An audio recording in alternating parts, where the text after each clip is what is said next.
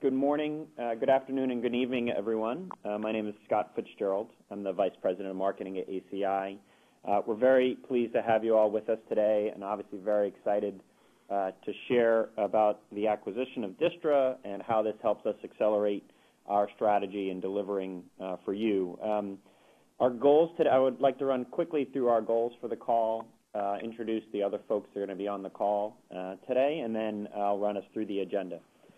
Excuse me. So we're very excited to share the excitement about how Distra improves our ability to enable our customers and really enabling our customers to execute their payment strategies. We think there's a lot of advantages we hope you'll see as we talk through the combination. We'll also make sure that we provide a view of our plans over the coming months on how we intend to deliver value for you. So this is an exciting time for us. I'm very pleased to have on the call with me Tony Scotto, who's our Executive Vice President and Chief Development Officer. He's here with me in Waltham, Massachusetts. Additionally, we have Amala Dugarella on the call. She's the Senior Vice President of Development. She has ultimate responsibility for reference architecture for ACI, and we'll get into that in more detail in a moment. In addition, I'm very pleased to both announce and welcome Ken Larsen, who was the founder and Chief Technology Officer for Distra and is now a Chief Architect at ACI, and we're thrilled to have him and his team. We'll talk more about who they are and what they bring, but a lot of excitement for us. And then lastly, I'll introduce and thank for joining us Andy Schmidt, who's a Research Director at CEB Tower Group. If I walk quickly through a couple of agenda slide here, you'll see first we've asked Andy to give us an overview of the enterprise payments and really the market need that he sees emerging. Obviously, this is a large part of what has informed our strategy over the years, but we wanted Andy to provide that overview.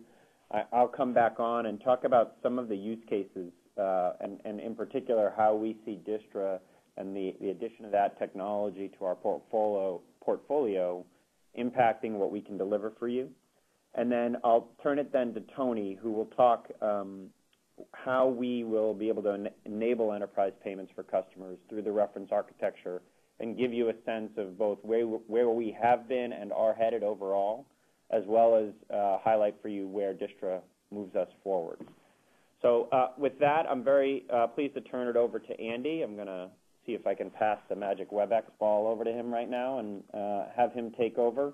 But we're looking forward to the conversation. At the end, we will do Q&A, and as the moderator noted, please do submit any questions during the presentation, and we'll pick them up in the Q&A panel. So, Andy, over to you. Thanks, Scott. Appreciate it. And thanks for being with us today, everyone. So for enterprise payments, I'm going to be doing really a handful of things here. I'm going to be talking about where we've been in the payments market, where we are now, and the issues that are affecting us as we put together our payment strategies for the coming year. And then where are we going? Where are the hotspots? What are the types of technologies and capabilities that we need to prepare for to meet changing needs on a consumer, corporate, and global basis? Now, starting off on where we've been, this is an examination of payment volumes by check, credit card, debit card, and ACH, which has been broken into credit transfer and direct debit across the world for 2011. These are based off of numbers that have been reported by the various central banks and payment authorities, and they show clearly that that debit card is the most commonly used payment type on the planet. Those types of growth trends are reflected in the chart below, where we see that finally we're seeing some significant improvement in the reduction of check volume overall and surges in electronic payment types. So debit card, 13% expected growth through 2016, and credit card and ACH growing about 6 to 7%. Now, there are a couple of reasons for this. One is certainly on the corporate side and even on the consumer side, a move towards faster, more efficient payment types. but also we're seeing displacement of cash at point of sale, and that is happening more rapidly in certain emerging economies. But we're seeing that as an overall trend as payments and non-cash payment volumes grow at about twice the rate of inflation around the world.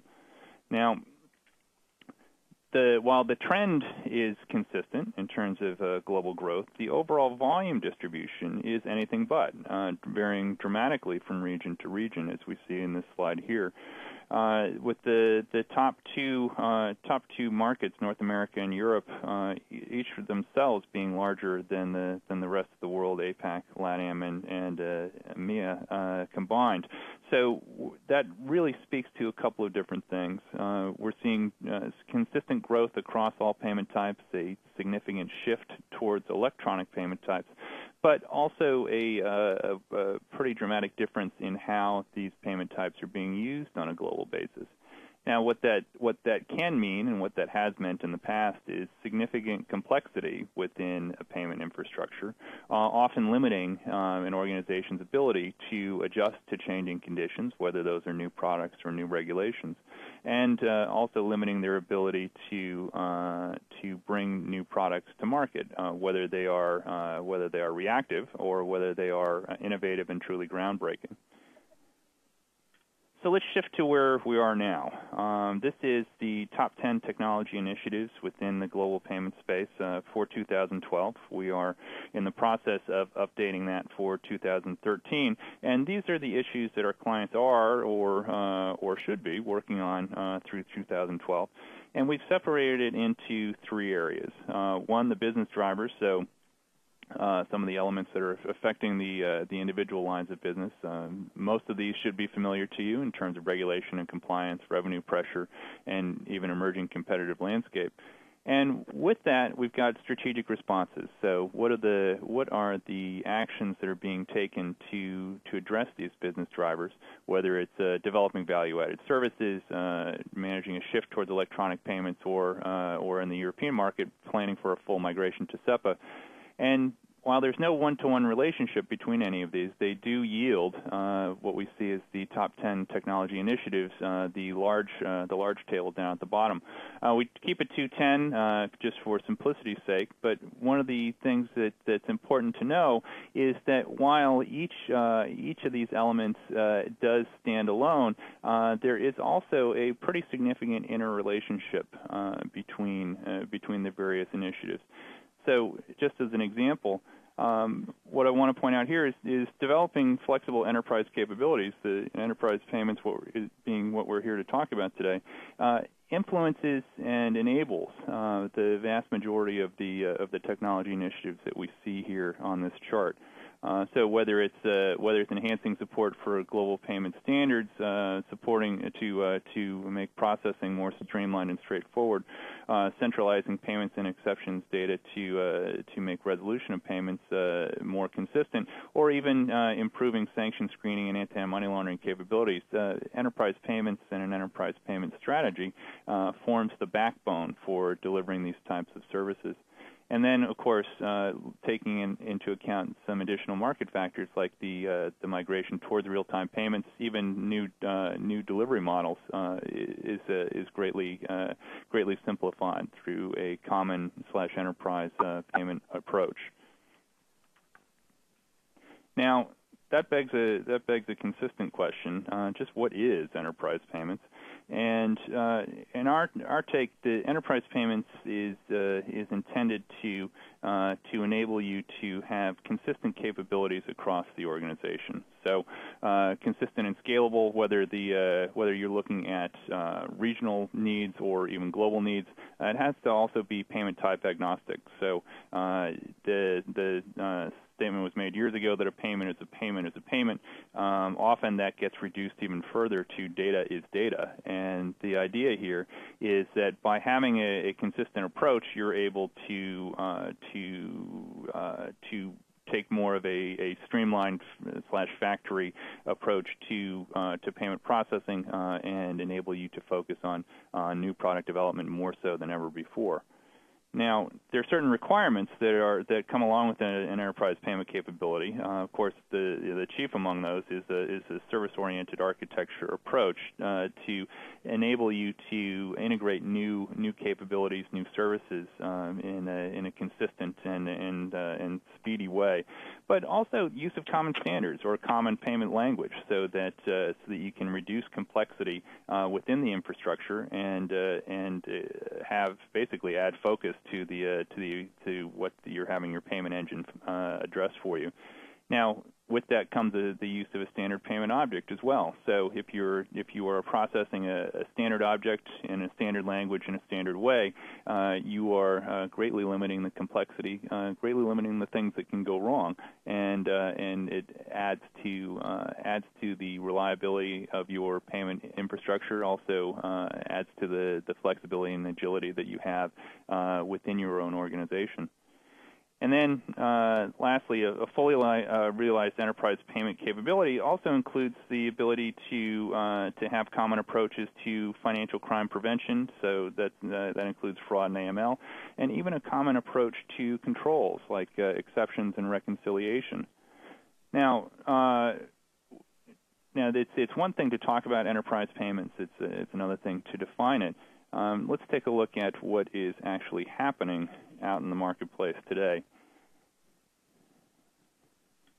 What we have here is what we've done here, rather, is separated enterprise payments into three categories: initiation and processing, crime prevention, and controls, and have included the level of adoption for each category as well as the names of firms that are undertaking these efforts. Now, I think the first thing you'll notice is that adoption is at best medium on this slide. And it's medium in the things that are causing the most consternation, the biggest pain points, if you will, within financial institutions, and that's on the initiation and processing side. This is where you see a payment services hub. That's where the most common efforts are, most common approaches are being taken, and as a result, you're seeing the most or the greatest number of banks being involved in this type of effort, and truly on a global basis. So whether the banks are in Africa, Europe, Asia, and even a number of North American banks, the point here is that it's the benefits of an enterprise payment capability on the initiation and processing side is well understood, if not significantly acted upon. Now, crime prevention is low simply because it's well, there are two main reasons. One, it's hard to coordinate efforts when you have certain data privacy laws and also certain jurisdictions that prevent information from moving from one country to another. Another is that while there are certainly benefits to taking an enterprise approach to crime prevention, it's not always something that banks want to share, largely because they don't want the fraudsters, the money launderers, to know what they're doing. And then lastly, adoption being very low on the control side. There are no publicly announced examples. And part of that is an internal belief, despite the statement that a payment is a payment, that each payment type is sufficiently different that it needs to be handled in its own way. Now, we take a slightly different approach in that as long as a payment has a maker, a recipient, an account that it's drawn on, and a currency that it's drawn in, and an amount to be drawn for, these types of things should be able to be automated, should be something that you can take an enterprise approach towards in order to simplify and streamline.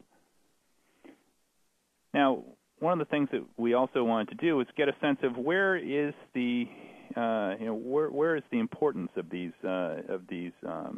activities being seen, being placed in the marketplace. So what we did was we analyzed the press releases for enterprise payment capabilities across a few dozen public announcements, and put this into the word cloud that you see before you.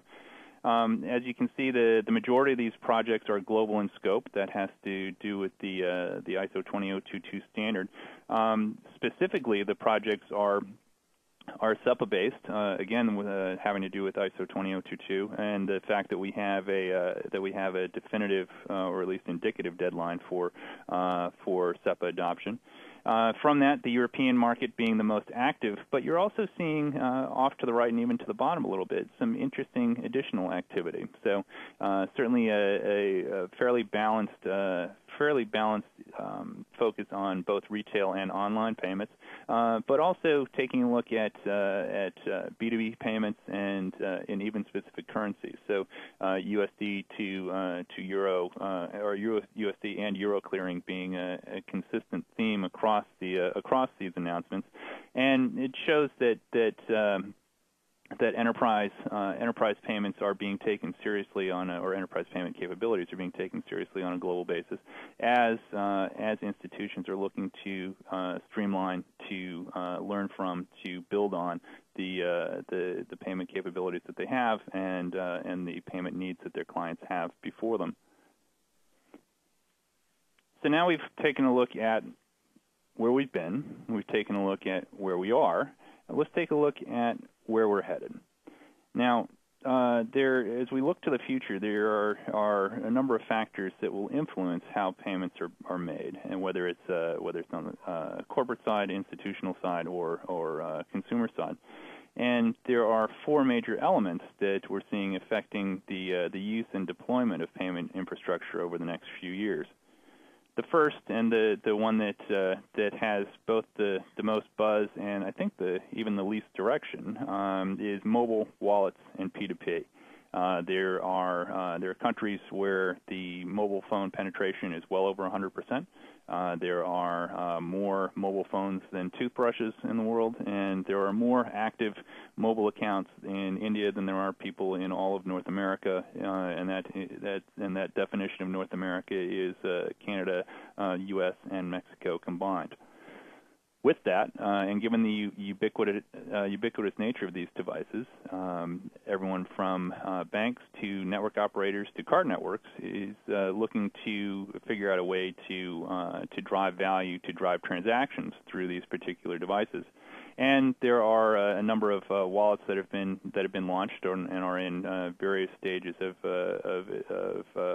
deployment and adoption. And along with that comes the ability to make P2P payments with your mobile device. It's greatly simplified from some of the more traditional ways of making payments, such as writing checks, using cash, and so on. And so that is one of the top topics that every institution that we're talking to is trying to figure out. What's the right strategy? How does that tie into my payment infrastructure? Do I have the capability to process a mobile payment? Next is cloud services. So some of the more traditional offerings, such as Google Docs, Salesforce for CRM, and so on, even Office 365, are what we're hearing most institutions talk about. But there are also compliance capabilities that are living within the cloud. One of which is the Swift sanction screening service that was launched earlier this year to enable organizations to screen all their Swift messages and then act upon them accordingly. And we're seeing the use of the cloud being, or more accurately, the comfort in using the cloud growing. They're still concerned over security and the like, but comfort growing as institutions realize that it is an effective way to gain access to much needed payment and product capabilities. Another element is real-time payments. So a number of markets that are looking to enable real-time, whether it's online or more recently in the mobile channel, just further accelerating the rate of payment processing on a global basis, and driving home an especially acute need to have a flexible / enterprise level payment infrastructure and strategy to make these types of payments a possibility. And then lastly, and this is a little bit further out on the edge, alternative currencies. So Bitcoin, the VEN, even Mint chip are ways to exchange value electronically and exchange value in currencies that are often not issued by a central authority. And a number of institutions that we work with are trying to figure out how do we process those types of payments? How do we take a universal payment approach to payment processing and enable our banking customers to be with their clients, to be in front of their clients, no matter what type of payment we're looking at. So, in conclusion, enterprise payments are vital because they provide institutions with scalable, reliable, and flexible infrastructures. Now, with that, the use of a common infrastructure and reduced complexity that comes with it should also yield lower payment processing costs. So, as your complexity goes down, your efficiency goes up, and your profitability should follow suit.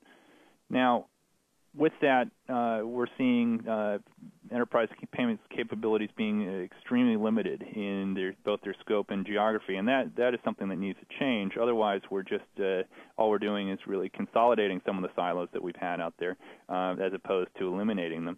And then finally, future payment demands will require an accelerated adoption of enterprise capabilities in order to remain competitive. The rate of change over the last 24 months has been greater than probably the last 10 years, and that rate of change is expected to continue, if not accelerate, as new devices, as new capabilities become available to the marketplace. So before I hand the ball back over to Scott, there's a quick poll that we want to run, and the question for you, all the attendees here today, is your organization implementing enterprise payments? The possible answers being yes, already underway, yes within 12 months, yes within 12 to 36 months, or no plans to implement. So please go ahead and submit your answer, and we will pop up the results in just a moment.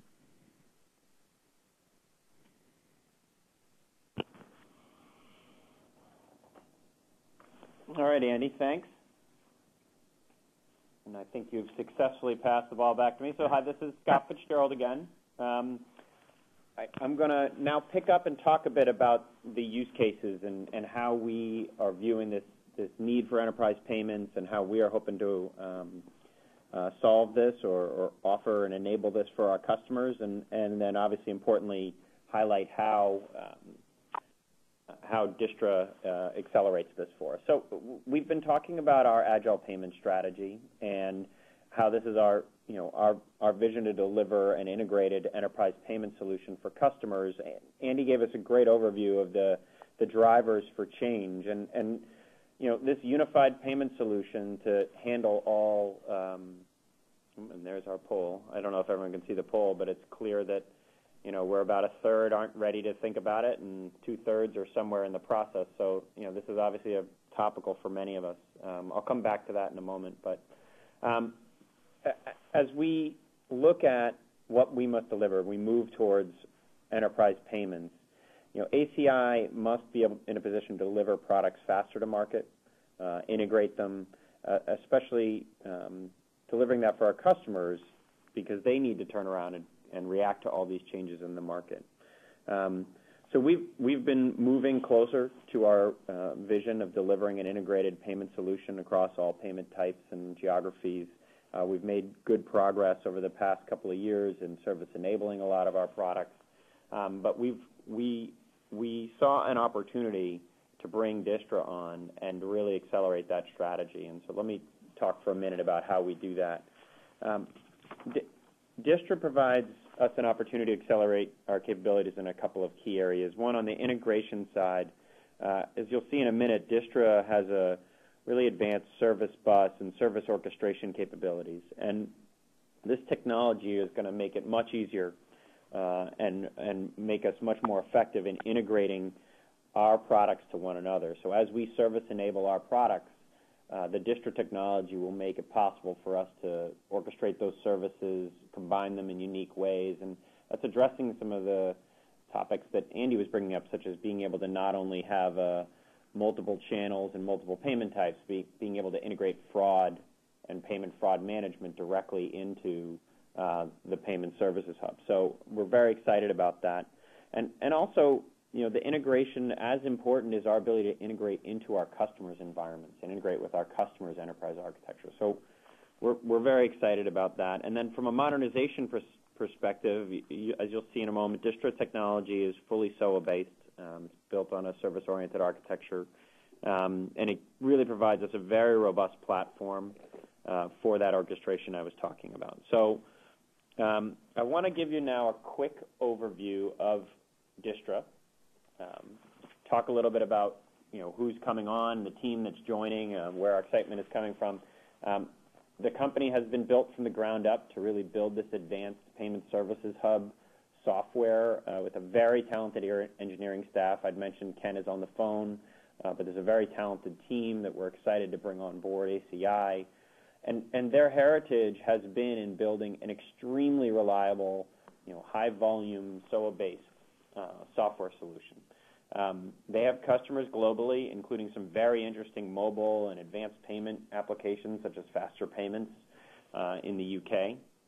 If you look at the functionality and the technology that Distra brings, I'd mentioned the SOA-based orchestration platform, and this enables our customers, be it a bank or a retailer or a processor, to define unique rules and sequences for different payment workflows. And there's a lot of opportunity that can provide us. I'll talk about that in a minute.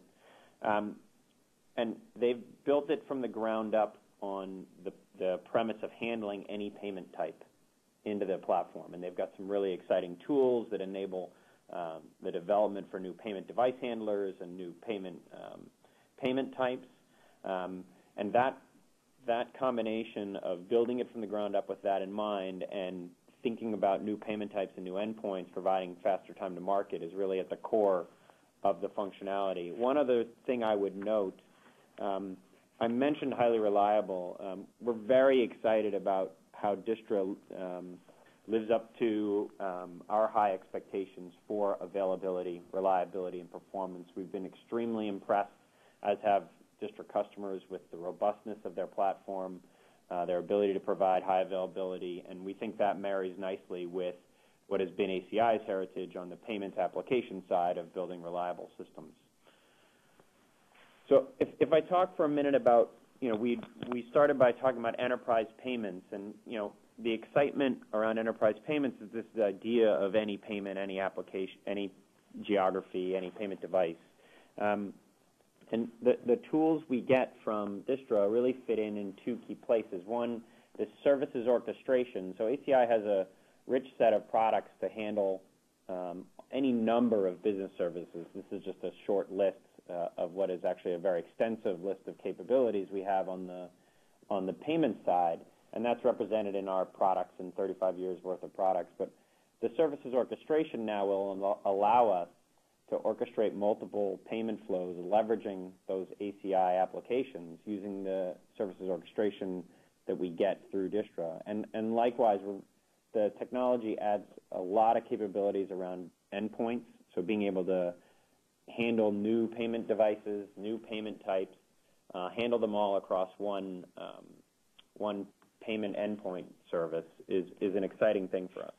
And so I'm going to walk through quickly a couple of examples, and Tony will give us a little more detail on the how. But if you think about a wholesale hub, right, which there's a lot of energy around that in the marketplace, this is really the idea that I'm going to take potentially relatively simple payment workflows like an ACH workflow and more complex wire or RTGS or SWIFT workflows, and I'm going to take those payments in through one endpoint service and then leverage an orchestration platform to call the necessary services. And this is a short list of representative services, but obviously in some complex payment types, there's a lot of services that need to be called, including things that today probably aren't orchestrated by your core payment engine, so things like fraud or some of the regulatory compliance controls that Andy was talking about earlier.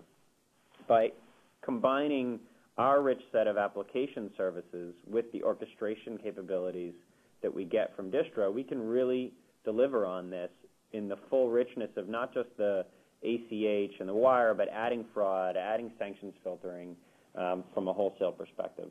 So that's one exciting application. But what's really exciting about this is the idea that, leveraging that same approach, and in some cases even elements of the same infrastructure, we could add mobile. So we could create a mobile environment for peer-to-peer or for mobile retailing. And this would allow us to add the new endpoint of the mobile payment, both the device handler and the mobile payment type, whatever that is, whether it be a credit or a debit or some other new emerging instrument, and then call and add the new business services, so P2P, some of the unique mobile ones such as mobile offers or tokenization, and then still leverage some core shared services, the core services of authentication, that same core service of fraud. And it's the robustness of the platform in terms of its ability to scale and its ability to handle multiple payment types, combined with the robustness and richness of the ACI payment applications that will enable us to deliver this for customers. So there's a whole series of alternative, and there's a lot of ideas we're thinking about. We're actually actively working as a team internally to come up with ways that we can combine our rich set of assets to offer new and exciting payment applications and really rethink in some ways the way our customers today deploy products. And this agility that we will be able to deliver and now are able to deliver ultimately is about allowing our customers to deliver new applications at lower costs to their market, to their customers. So we're excited about that. What I'd really like to do is turn it over to Tony to talk a little bit about the how. And this is both the journey we've been on to deliver our strategy and then specifically what we now feel we're in a position to do with Distra. So, Tony, with that, let me turn it over to you. Okay, thanks, Scott. This slide is one that Scott went through, but I'm going to come at it with a couple of different points. So through the use cases that Scott touched on, we consider those to be the drivers in the market. We see that these drivers are spurring the need for the unified payment solution. And there's two things that we believe are going to happen. The first is the unified solution is going to allow ACI to deliver products faster to the market, and most importantly, it's going to allow our customers to deliver solutions to their customers more quickly. We believe that our customers want their payment solutions to be enablers of profit and new products. And to deliver this, we must enable your migration from what is today a silo-based approach based on individual products to payments that happen through the enterprise payment platform that you heard both Andy and Scott talk about. So we've got to be able and capable of handling all payment types and all geographies. You also heard us talk a little bit about the fact that we're very happy with Distra's view on scalability and performance and reliability. This has really been, as many of you know, the cornerstone and the heritage of ACI as a company. This is an area that we've spent a tremendous amount of time on as we architect and design our products, and we're very happy that the Distra engineers, led by Ken, spent a lot of time there as well. So as we move closer to this concept and this vision of a unified payments product, we have progressed the reference architecture.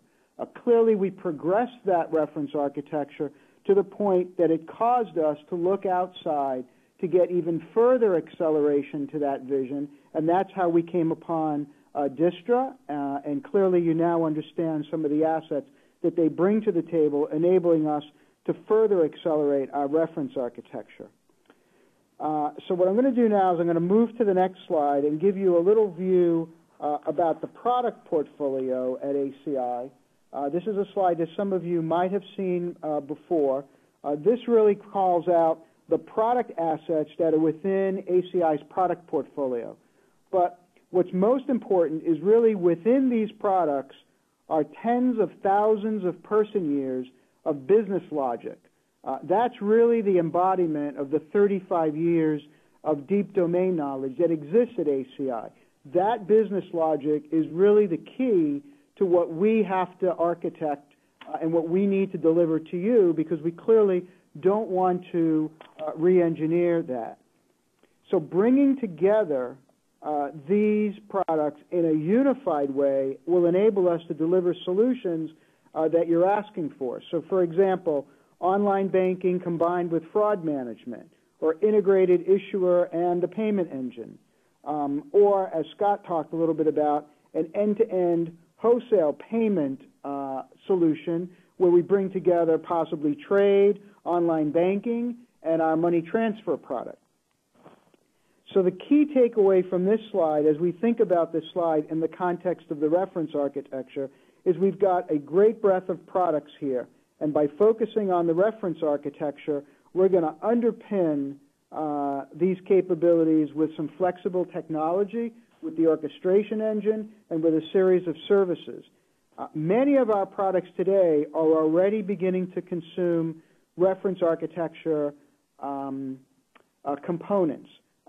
MTS, for example, is consuming what we call the application, the Agile payment foundation layer, which delivers authentication and a consistent user interface experience, because clearly as we bring these products together and their capabilities together, we want to be able to also deliver them in a unified user experience. So the APSF, which is the foundation layer of the reference architecture, will enable that.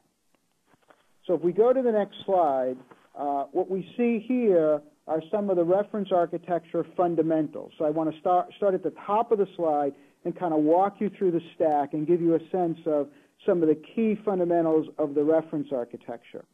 First, I'm going to start with this non-functional requirement, the green that basically envelops everything else that you see in the picture.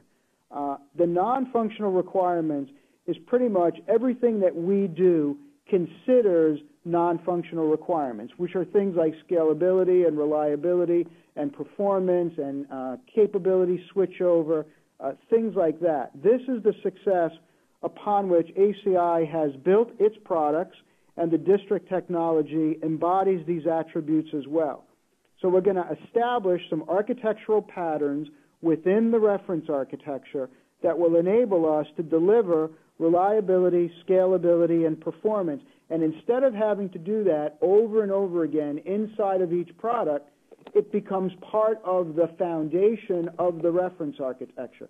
So everything we then build on the reference architecture is able to take advantage of these non-functional requirements. If we come down the stack to the next layer, we get to the platform rationalization layer.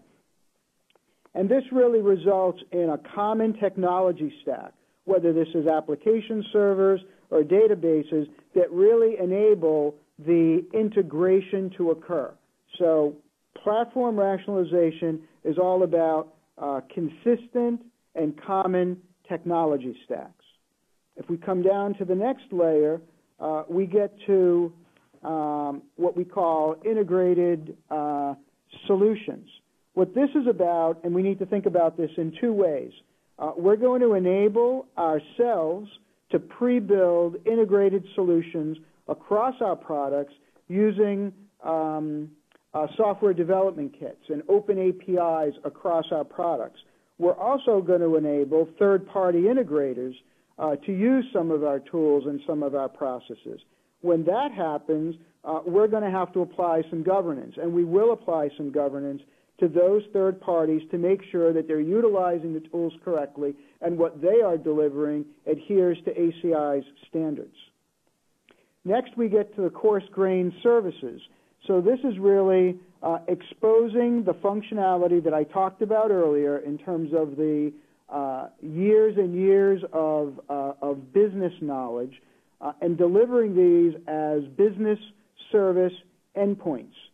This is a critical aspect of the service-oriented architecture and really makes the reference architecture work.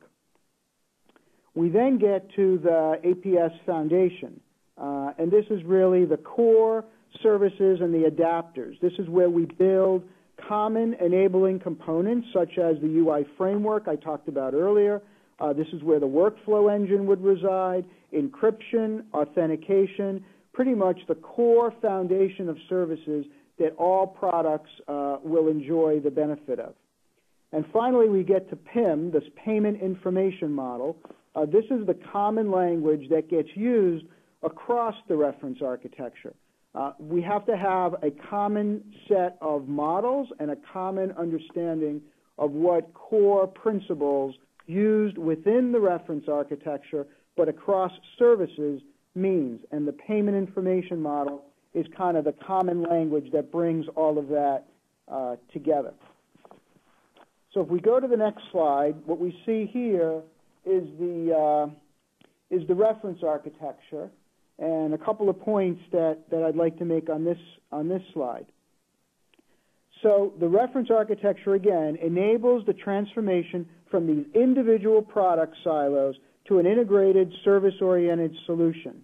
What we have here is a visualization of the role of the reference architecture as it relates to the current product portfolio. So there's 4 basic principles that you should think about when you're thinking about the reference architecture. Number 1 is service enablement. Number 2 is UI modernization. Number 3 are shared services. And number 4 is shared data, which I talked about earlier, being delivered across the PIM. And as we took note of the progress that we were making on that reference architecture, we realized that some of the capabilities and technology were going to be needed sooner in order for us to deliver on that. And again, that's where the Distra assets come into place, in particular service orchestration and the endpoint development that Scott talked a little bit about. So those are 2 of the key technologies brought into the reference architecture by way of Distra. So the next slide kind of summarizes some key points. First of all, the Distra technology assets align with ACI's strategy and complement the reference architecture.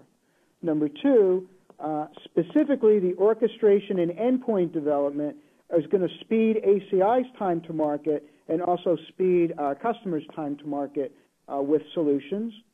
We also are reducing the risk and cost that are rooted in the fact that we're going to be reusing technical assets and specifically the NFRs, those non-functional requirements, being built into the platform. So the combination of building the non-functional requirements into the platform and reusing assets will both reduce risk and reduce cost.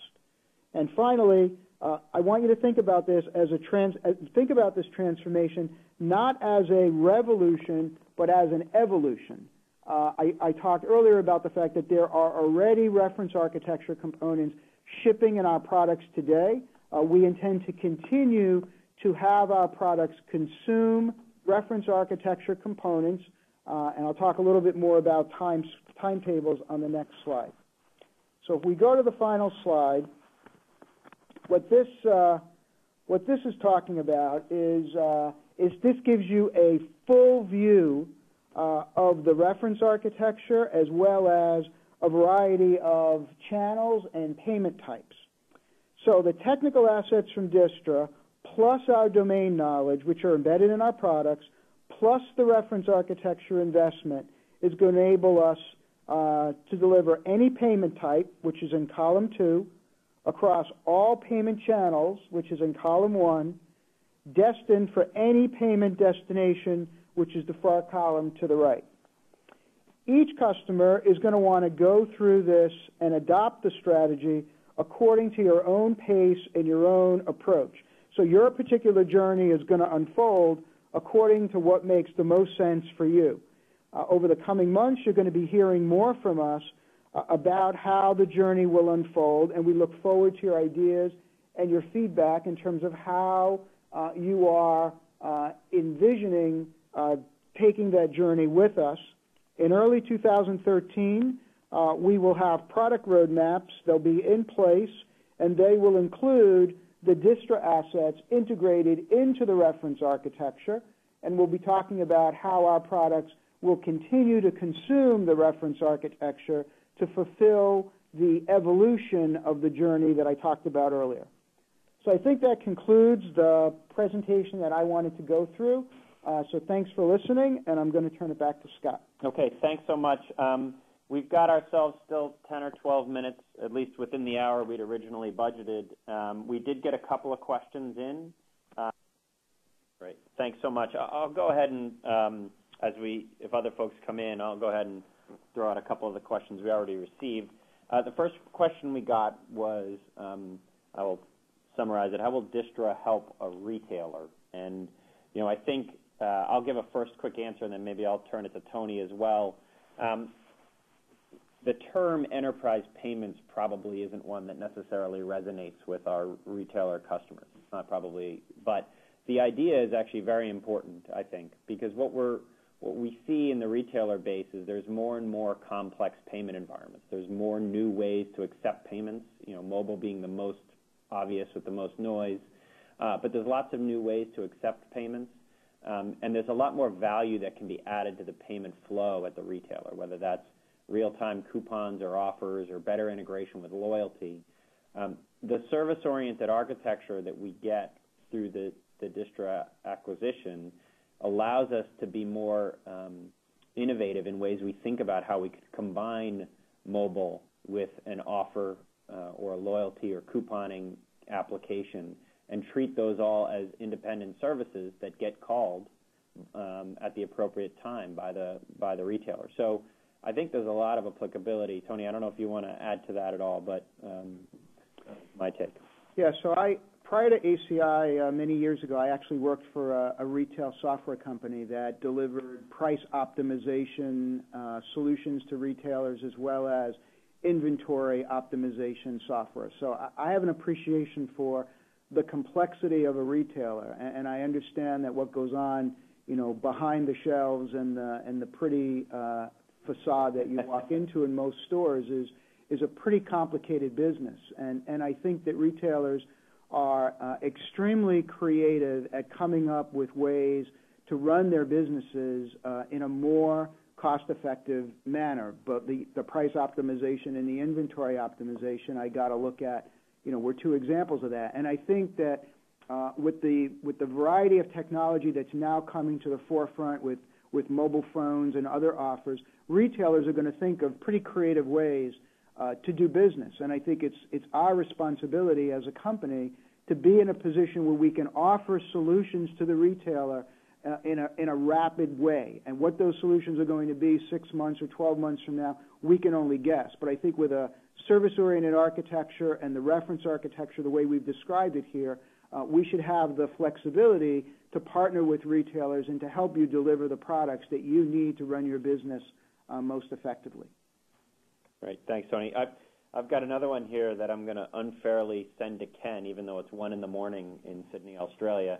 Ken, the question is around the hardware and software environment that the Distra technology runs in and what kinds of platforms it runs on. Could you give an overview of that? Yes, I can.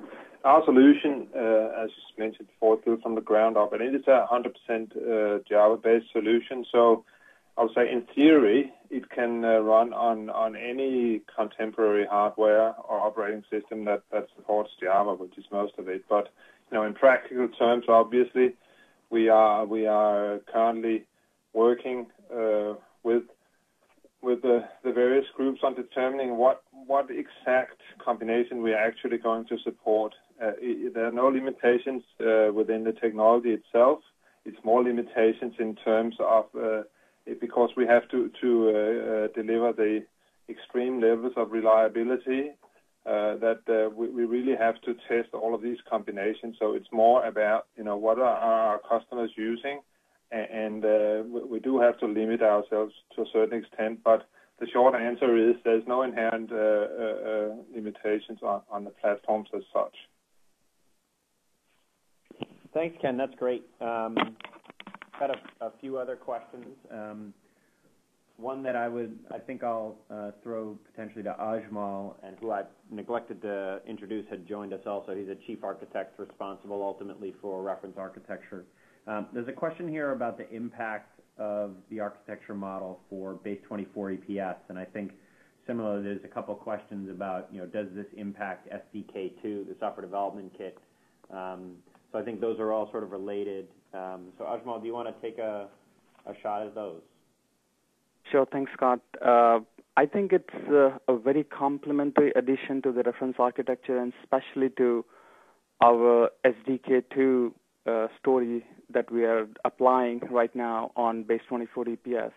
SDK2, again, for those who don't know, is all about service enabling the base 24 EPS product. As we embark on the journey, what Distra endpoint development toolkits bring to the table is a much more faster way to develop endpoints when compared to what we have been doing traditionally, writing code, right? So it uses a configuration-based approach and would consume the services exposed by base 24 EPS, right, and provide and enable a much more faster time to market. Great. Thanks, Ajmal. Another question while I've got you on the line that I think would be good for you to look at also is a question specifically about XPnet, the role it's played in orchestration and some of the components work that it does on the middleware side. How is this related to or complementary or replace XPnet?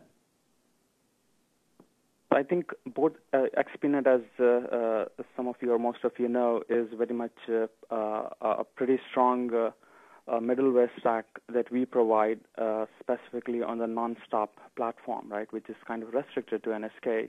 What Distra does is takes the same concepts and same architectural philosophies and makes it multi-platform, right? So as going forward, we see these technologies coming together and providing a similar, robust, and reliable platform, and add a lot of modernization and configuration-based approach to enable payments that are available to build richer and robust solutions that can be offered on multiple platforms, not just NSK. We're talking about IBM System P or Linux or any additional platforms that are required. Thanks, Ajmal. That's great. We've only got a couple more minutes, but there's another question here about the time frame for seeing benefit, right? How soon will we see benefit as a customer from the acquisition and the technology? So, Tony, why don't I turn that one over to you? Okay. So let me provide a little bit more color so that we can all understand a little bit more about what's going on behind the curtain at ACI. So we have two important roadmap concepts that we are operating. We have a reference architecture development team, and you've heard from Ajmal and both Ken Larsen, who are chief architects in that team. The reference architecture development team has a roadmap, and that roadmap essentially portrays when components of the reference architecture are going to be made available within ACI. And then each of our products has what is called a consumption roadmap, which means when is each of our products going to consume the reference architecture components that are being made available. So the reference architecture development team progresses forward with the reference architecture as quickly as they can, and then our product managers look at the opportunity to integrate reference architecture components into their upcoming releases. And for each product, they have to make their own set of decisions. But I can assure you that at ACI, we are very conscious of ensuring that our products can consume reference architecture components as quickly as possible. What is going on currently are reference architecture architects and senior engineers are in Australia. They are working with Ken and his team to come up with and refine the reference architecture roadmap and therefore the consumption possibilities for our other products. We expect to have a handle on that over the course of the next 30 days or so, and then we'll engage the product managers for them to adjust their respective product roadmaps going into 2013, and we will begin to see adoption of both the Distra technology and continued adoption of reference architecture components in 2013 across several of our products. So I think that's the complete answer to what is going on at the moment and how all the moving parts come together and manifest themselves in 2013 product roadmaps. Great. Thanks, Tony. So I'm conscious we're up against the hour. I really appreciate the time all of you have been willing to share and spend with us today. Hopefully you hear the excitement we have around the new orchestration capabilities, the ability to deliver new endpoints, and quite frankly, a wonderfully talented team that is now part of ACI as part of the Distra acquisition. Hopefully you also got a sense of the progress we're making overall on our strategy. As always, we would love your feedback, and we would love your additional questions or input, particularly as over the last quarter of the year here, we're going to be very focused on making sure we make the most benefit of this acquisition. So if you have ideas or questions, please do follow up with us. And thanks again for spending the time. Thanks to all the speakers, particularly Andy, for joining us from CEB Tower Group. And have a great day.